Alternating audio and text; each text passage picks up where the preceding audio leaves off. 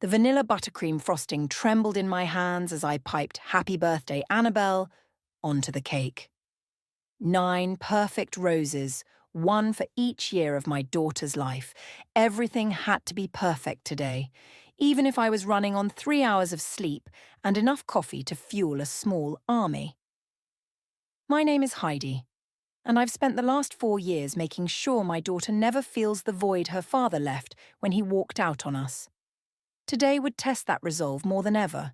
Mom, is Daddy really coming? Annabelle's voice carried from the living room where she was arranging party favours in rainbow order. Yes, sweetie, he promised. I steadied my hand on the last rose, refusing to let my anxiety ruin the decorations. The doorbell chimed and I heard Nancy's familiar voice greeting Annabelle. There's my birthday girl. Nancy swept into the kitchen, her arms full of gift bags. Heidi, honey, you look like you're about to snap that piping bag in half. Is it that obvious? I forced my shoulders to relax, only to someone who's known you since college. She set down the bags and grabbed my hands. Listen, if Kian acts up today, I'll personally throw him face first into that beautiful cake. I managed to laugh. Don't tempt me, I spent 6 hours on this thing. The doorbell started ringing more frequently as parents dropped off their kids. Soon the house filled with the chaos of 9-year-olds playing party games. I kept glancing at the clock, knowing Kian would make his entrance at the last possible moment. He always did. When he finally arrived 2 hours late, my heart stopped. Because he wasn't alone. Daddy! Annabelle rushed to the door but froze mid-step when she saw the woman beside him. Delilah, his former assistant, stood there in a designer dress that probably cost more than my monthly mortgage payment. Princess! Kian scooped up our daughter, but his eyes locked onto mine over her shoulder. I hope you don't mind, but I brought someone special. This is Delilah, and well... He paused for dramatic effect, something he knew I always hated. She's your new stepmom. The room went silent. Even the kids seemed to sense the tension, their game of musical chairs forgotten. Nancy appeared at my side, her hand squeezing my arm in silent support. When? The word came out stronger than I felt. Last weekend in Vegas. Delilah's voice was honey-sweet as she showed off a ring that could probably pay for Annabelle's college tuition. We wanted to surprise everyone. Annabelle wiggled out of Kian's arms, her face scrunched in confusion. But Daddy, you said you were sick last weekend.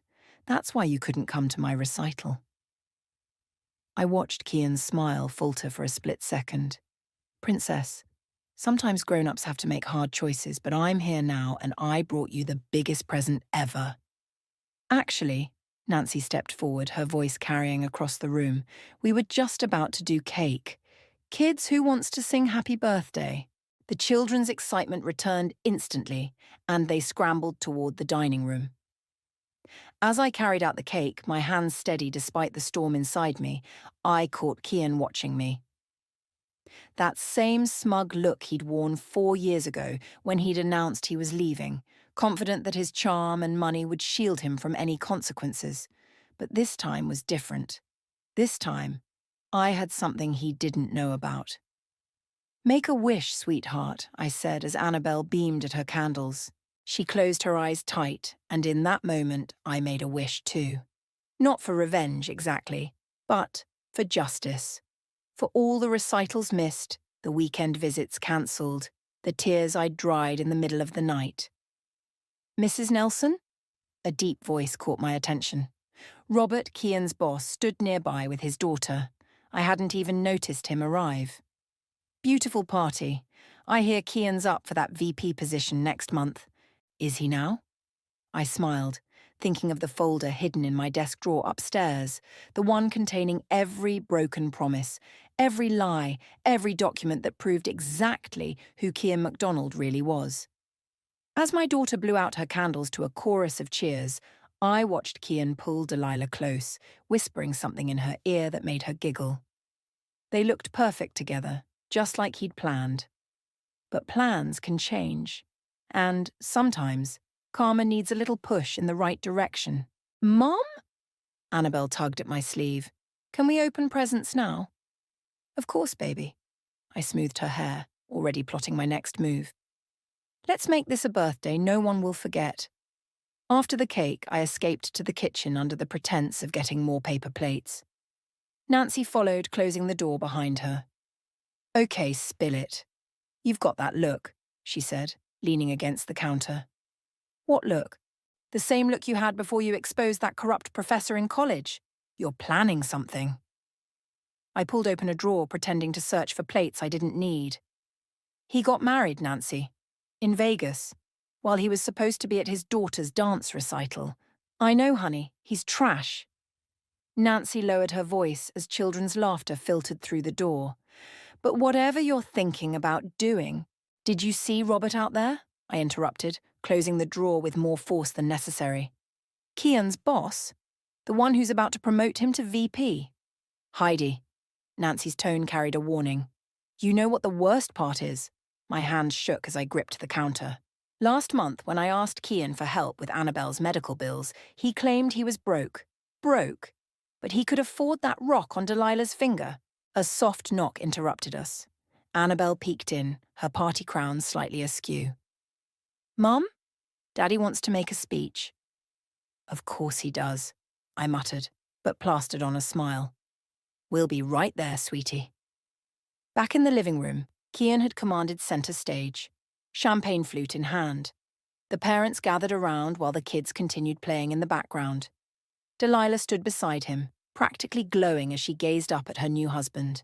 I'd like to make a toast, Kian announced, flashing that $1 million smile that once made my knees weak. To my beautiful daughter, Annabelle. 9 years ago, you made me a father, and today you've given me another gift, accepting Delilah into our family with such grace. I felt bile rise in my throat. Annabelle hadn't accepted anything. She'd barely had time to process the bomb they'd dropped. And to Heidi, he continued, turning toward me. Thank you for being such an understanding ex-wife. Robert chuckled, raising his glass. You're a lucky man, Kian. Not many divorced couples can be this civil. Oh, we're just getting started, I said, my voice steady despite my racing heart. Excuse me for a moment. I climbed the stairs to my home office, my fingers trailing along the wall to steady myself. The folder sat in my desk drawer, exactly where I'd left it. 4 years of documented lies, broken promises, and something much worse. Evidence of his drinking problem that he'd managed to hide from everyone at work. Don't do it. Nancy stood in the doorway. Think about Annabelle. I am thinking about Annabelle. I pulled out the folder. Every time she cries because he cancels at the last minute. Every time she asks why Daddy doesn't love her enough to show up. He's about to become VP of the company, Nancy. You know what that means? More responsibility, more travel, more broken promises. And if you destroy his career, then maybe he'll finally face consequences for once in his privileged life. I opened the folder, revealing photos of Kian passed out in his car outside bars, screenshots of texts cancelling on Annabelle, bank statements showing large withdrawals before claiming poverty. Nancy stepped closer, her eyes widening at the contents. How long have you been collecting this? Since the divorce, I knew. I knew someday he'd push too far. I closed the folder. He's not just hurting Annabelle anymore. Did you see how young Delilah is? He's already doing to her what he did to me, and she doesn't even realize it. Mom? Annabelle's voice drifted up the stairs. Where are you? We're opening presents. Coming, sweetie, I called back, then turned to Nancy. I have to do this, not just for revenge, but because it's right. Nancy studied me for a long moment, then nodded. Okay, but whatever happens, I'm right here with you. We descended the stairs to find Kian holding court in the living room, one arm around Delilah as he regaled Robert with stories about his latest business deals.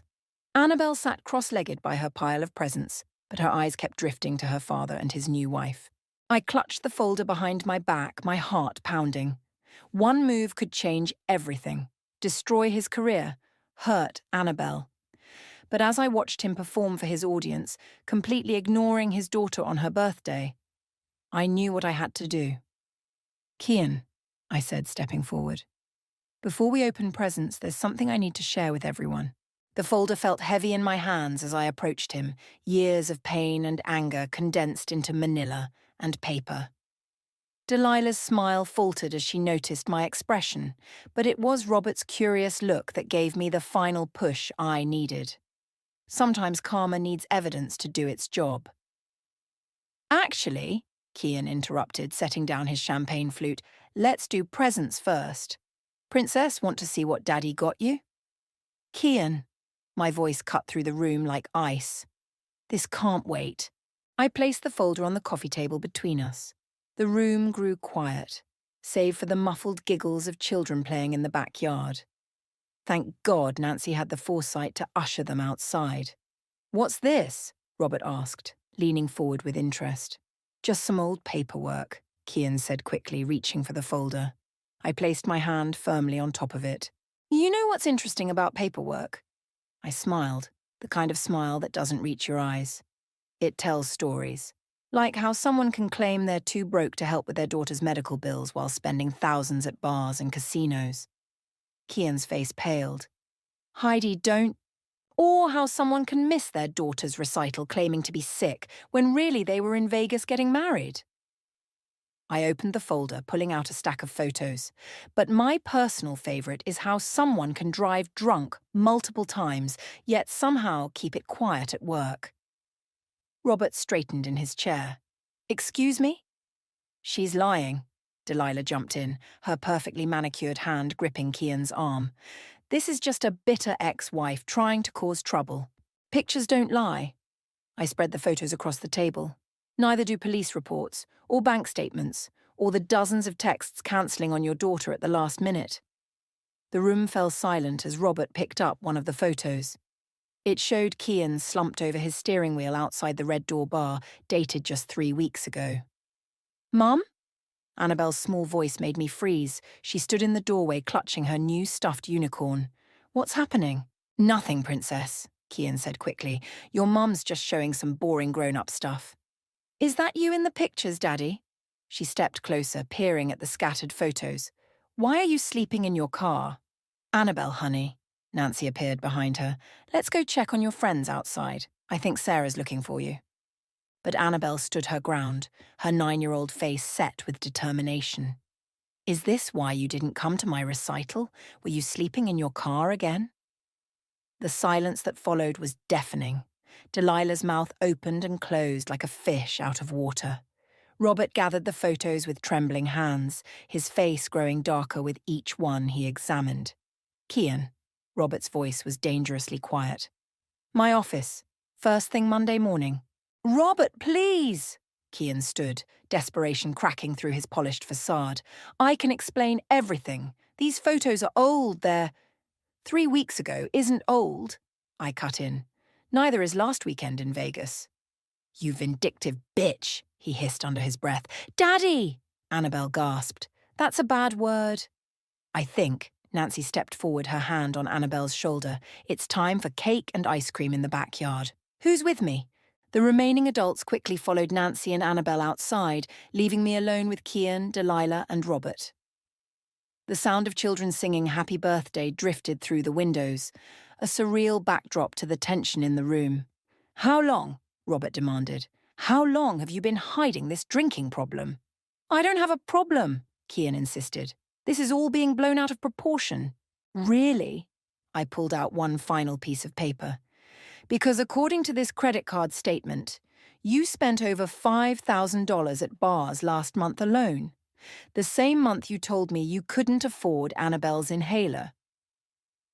Delilah snatched the statement, her eyes widening as she read. This is from our joint account, the one you said was for emergencies. Delilah, baby. Kian reached for her, but she stepped back.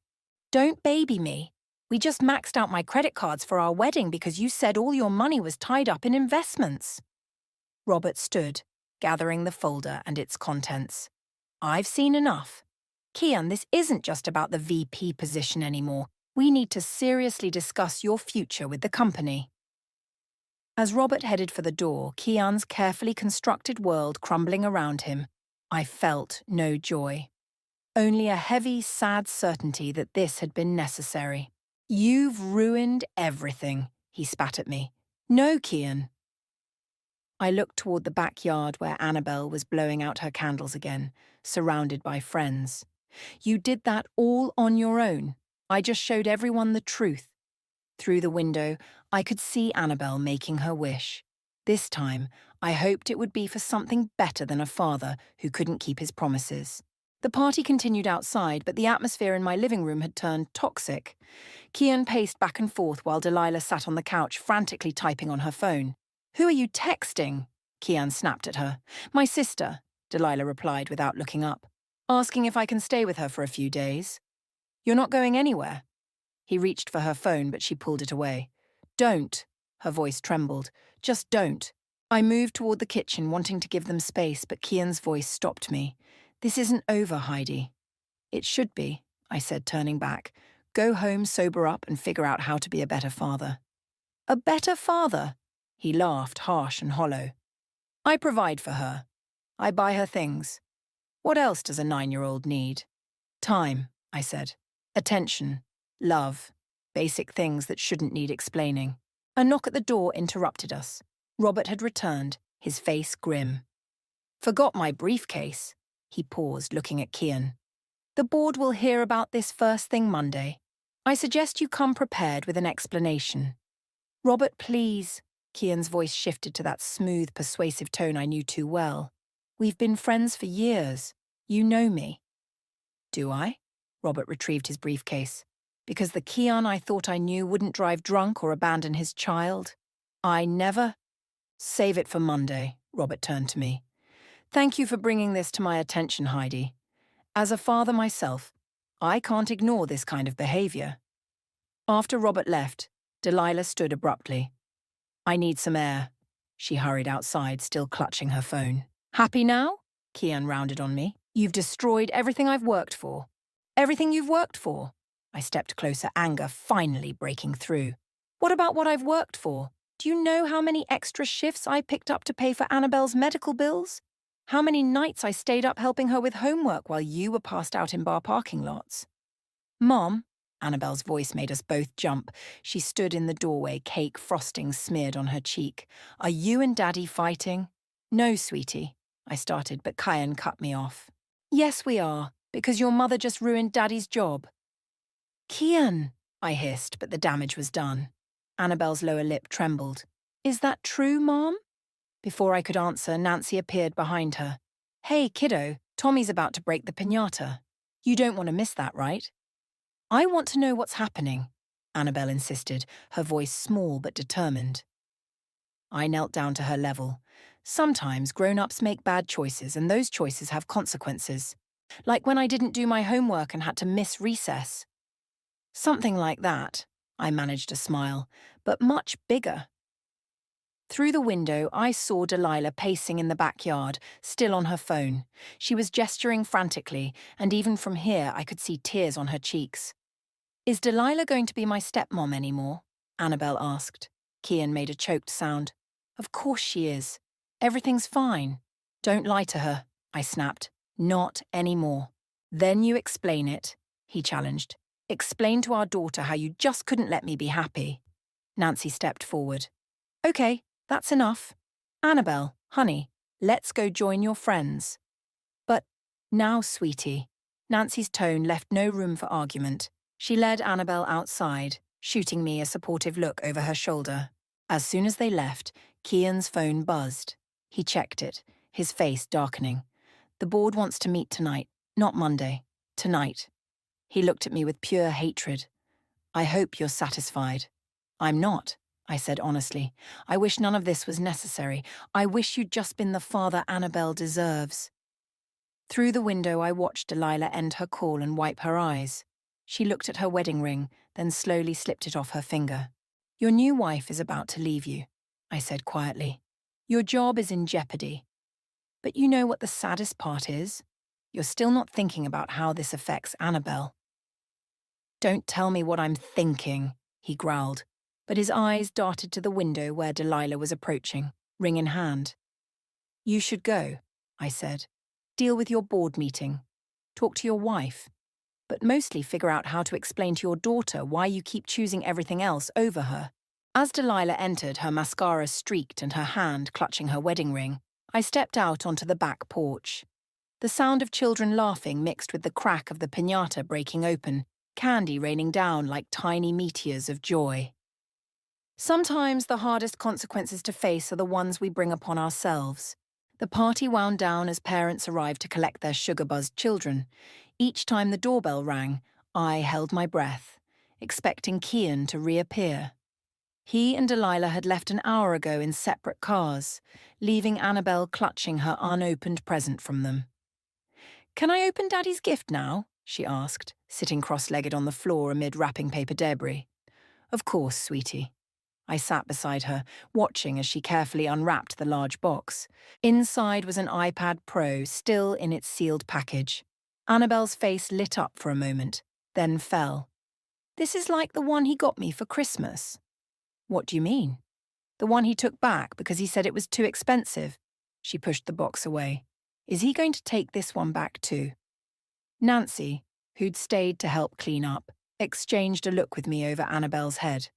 "Hey, kiddo," she said. "Want to help me pack up the leftover cake?" "No." Annabelle's voice was firm. "I want someone to tell me what's really going on. Why did Daddy leave? Why was Delilah crying? Why did Mr. Robert look so angry?" I took a deep breath. "Remember when we talked about telling the truth, even when it's hard?" She nodded. "Well, Daddy hasn't been telling the truth about a lot of things. And today those untruths caught up with him. Like when I lied about eating cookies before dinner and you found the crumbs. Despite everything, I had to smile. Something like that. But bigger lies that hurt more people." The doorbell rang again. Through the window, I saw Robert's car in the driveway. "Nancy, could you—" "Come on, Annabelle," Nancy said quickly. "Let's go count your birthday money. Maybe we can find something better than an iPad to buy." As they headed upstairs, I opened the door. Robert looked exhausted, his tie loosened and jacket wrinkled. "I'm sorry to interrupt," he said, "but I thought you should know. The board meeting just ended." "Already?" I glanced at the clock. It had only been 2 hours. "It didn't take long. The evidence was compelling." He ran a hand through his grey hair. "We've suspended Kian pending a full investigation, the DUI incidents alone." He shook his head. "I never wanted to destroy his career," I said softly. "I just couldn't watch him hurt Annabelle anymore." "You did the right thing." Robert's voice was firm. "I have daughters too. If I'd known sooner—" A crash from upstairs made us both jump. "No!" Annabelle's voice carried down the stairs. "I want to talk to Daddy." I found her in my office, my phone in her hands, tears streaming down her face. Nancy stood helplessly nearby. "He won't answer," Annabelle sobbed. "I called 4 times." "Oh, baby." I pulled her into my arms, feeling her small body shake with sobs. "Is it my fault?" she whispered against my shoulder. "Did I do something wrong?" "No," I said fiercely. "None of this is your fault. Your daddy. He's dealing with some grown-up problems right now." "Problems he created himself," Nancy added, then winced when I shot her a look. Robert cleared his throat from the doorway. "Annabelle, may I say something?" She lifted her tear-stained face and nodded. "Sometimes," he said, kneeling to her level, "grown-ups make mistakes. Big ones. And when they do, they have to face consequences. But that doesn't mean they don't love their children." "Then why won't he answer?" she demanded. "Because," I said, smoothing her hair, "right now he's probably feeling very scared and angry. But that's about him, not you. Never you." My phone buzzed in Annabelle's hand. A text from Delilah. "I'm at my sister's. The ring is in his mailbox. I'm so sorry about everything." "Is that Daddy?" Annabelle asked hopefully. "No, sweetie." I took the phone gently. "But you know what? It's still your birthday. And we have leftover cake, and Nancy's here, and you haven't even opened half your presents yet." "I don't want the iPad," she said suddenly. "Can we take it back?" "Of course." "And buy books instead?" I hugged her tighter, proud of her resilience, even as my heart broke for her pain. "We can buy all the books you want. Robert stood, straightening his tie. I should go. Heidi will be in touch about the investigation. After he left, Nancy brought up 3 slices of cake, and we sat on the floor of my office, eating straight from the plates like we were all 9 years old. "Mom," Annabelle asked between bites, "are you sure Daddy still loves me?" I met Nancy's eyes over Annabelle's head, seeing my own pain reflected there. Sometimes the hardest part of parenting isn't protecting our children from others' mistakes. It's helping them understand why those mistakes happened in the first place. The doorbell rang at midnight. Nancy had gone home an hour ago, and Annabelle was finally asleep, clutching her old teddy bear instead of the new iPad. I knew who it was before I opened the door. "You've got some nerve showing up here," I said, stepping onto the porch and closing the door behind me. Kian stood there, his perfect appearance from earlier now dishevelled, his eyes red. "I need to see her." "She's asleep and you're drunk," he swayed slightly. "I lost everything today. My job, my wife, my reputation. Because of you." "Because of you," I corrected. "I just exposed what you did. You're the one who did it." "Please," his voice cracked. "Just let me explain to her. She won't answer my calls." "She's 9, Kian. She shouldn't have to answer calls from her drunk father at midnight." A car slowed as it passed my house, and I recognized Delilah behind the wheel. She parked across the street but didn't get out, just sat there watching us. "She left me," Kian said, following my gaze. "Took all her things and left." "Can you blame her? You lied to her too." He slumped against the porch railing. "The board suspended me. Pending investigation. Do you know what that means? No salary, no benefits, no more expensive bars," I cut in. "No more gambling with money that should have gone to your daughter's medical bills." "I can change," he whispered. "I'll get help. I'll do whatever it takes." "Good. You should. But not for me. Not for your job. Not even for Delilah. Do it for Annabelle." The front door creaked open behind me. Annabelle stood there in her unicorn pajamas, eyes wide. "Daddy!" "Princess!" Kian straightened, trying to hide his intoxicated state. "I came to say, you smell like the stuff Mom says is only for grown-ups." She wrinkled her nose. I had a bad day, sweetheart. Because of the pictures. The ones of you sleeping in your car." He flinched. "Those pictures, they don't tell the whole story." "Then what is the whole story?" she demanded, suddenly sounding older than her 9 years. "Why did you miss my recital? Why did you lie?" Across the street, Delilah finally got out of her car. She walked toward us slowly, her heels clicking on the pavement. "I think," she said, reaching the bottom of the porch steps, "your daddy needs to get some help before he can answer those questions." "Delilah," Kian turned to her, hope flashing across his face. "You came back. Not for you." She looked at Annabelle. "I came to say goodbye properly. You deserve that much." "You're not going to be my stepmom anymore?" "No, sweetie, I'm sorry." Annabelle nodded slowly. "That's okay. Mom says sometimes people have to leave to take care of themselves." I felt a surge of pride through my tears. When did my little girl get so wise? "Kian," Delilah's voice was firm, "your sister's waiting at your house. She's going to take you to that rehabilitation center we talked about." "You called Rachel?" He looked betrayed. "Someone had to. You need help." "Daddy?" Annabelle's small voice cut through the tension. "Are you sick? Like when I had to go to the hospital for my breathing?" Kian's face crumpled. "Something like that, Princess. But different. I haven't been making good choices." "Will getting help make you better? So you can come to my recitals?" "I hope so." He reached for her, then stopped himself, looking at me for permission. I nodded slightly and he hugged our daughter, careful to keep his distance from me. "I'm sorry," he whispered into her hair. "I'm so sorry." "Prove it," I said quietly. "Not with words or presents or promises. With actions." Delilah touched his arm gently. "Rachel's waiting. It's time." He released Annabelle, stepping back. Will you let me call her when I'm better?" "That depends on you," I said. "Show us you're serious about getting help. Show her you can be the father she deserves."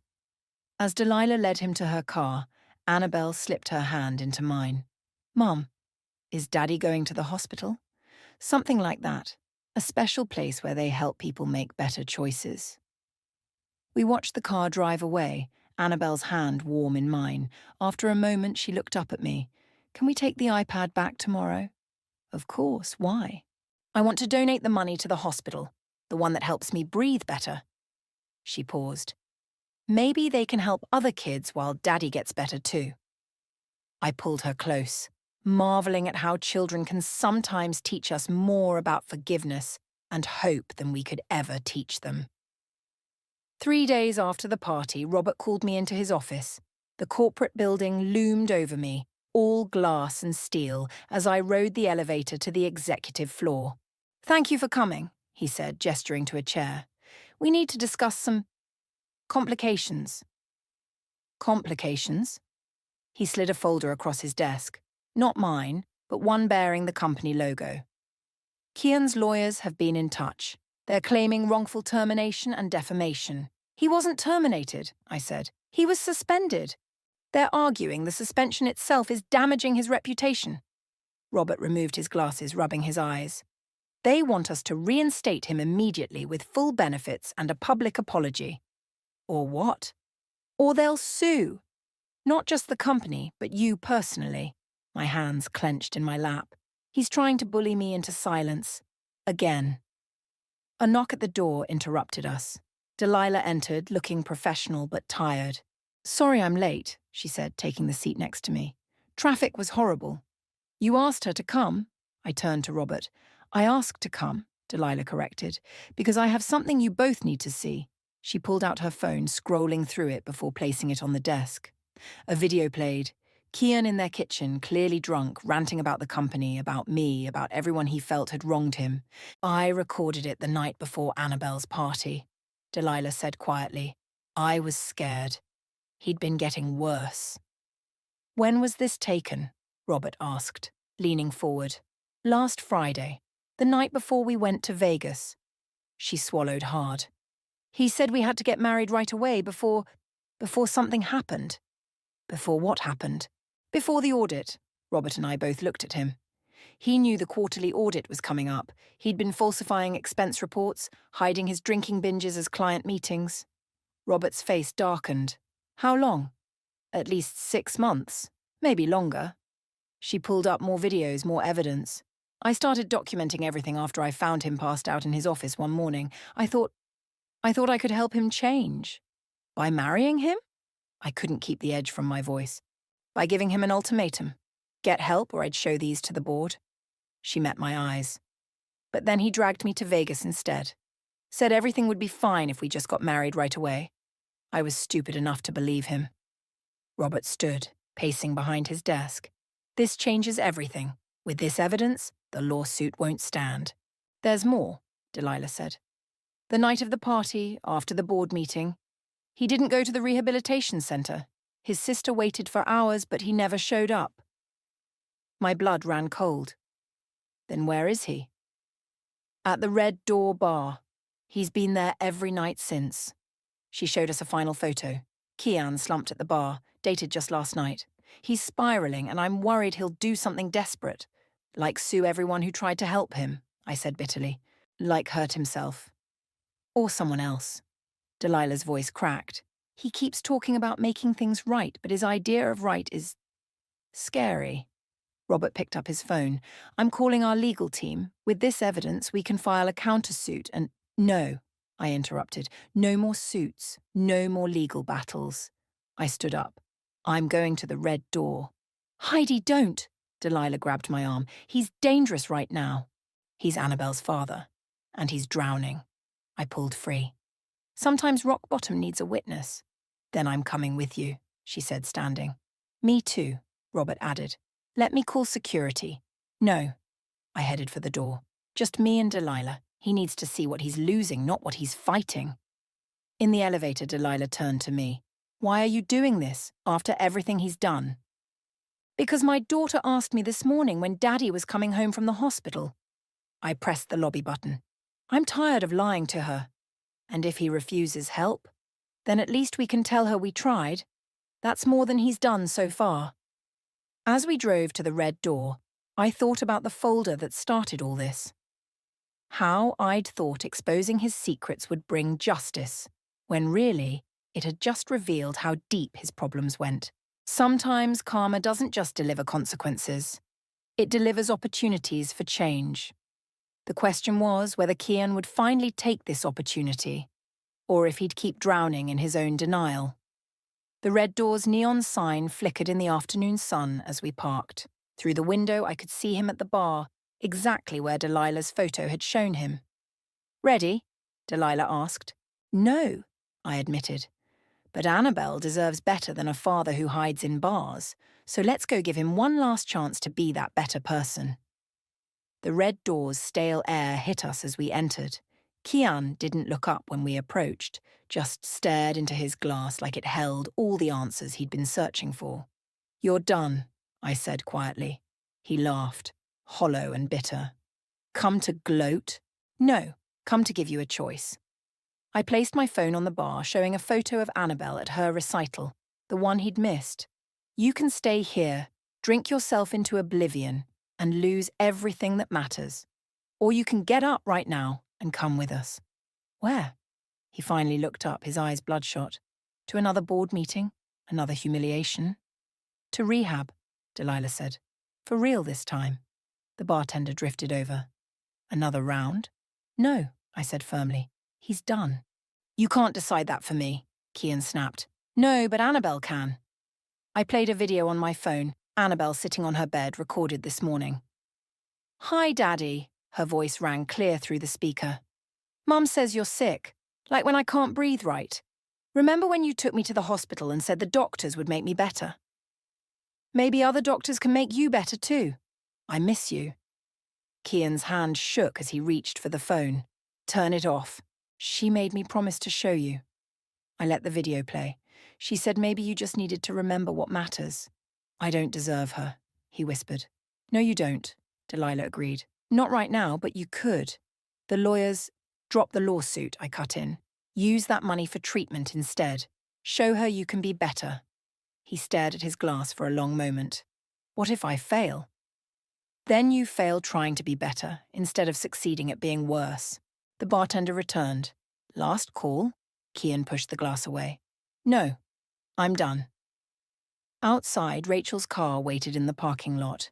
She stepped out, relief washing over her face when she saw her brother walking under his own power.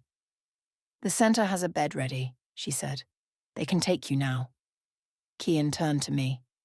"Will you tell her that I'm really going this time?" "I'll tell her you're fighting to get better. The rest is up to you." "I'll send you updates," Rachel promised as she helped him into the car. "Weekly reports if you want them." "No," I shook my head. "Let him earn the right to give updates himself, when he's ready."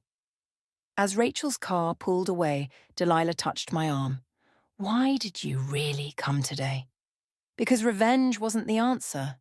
I watched the car disappear around the corner. "Annabelle deserves to know we tried everything before letting go." My phone buzzed.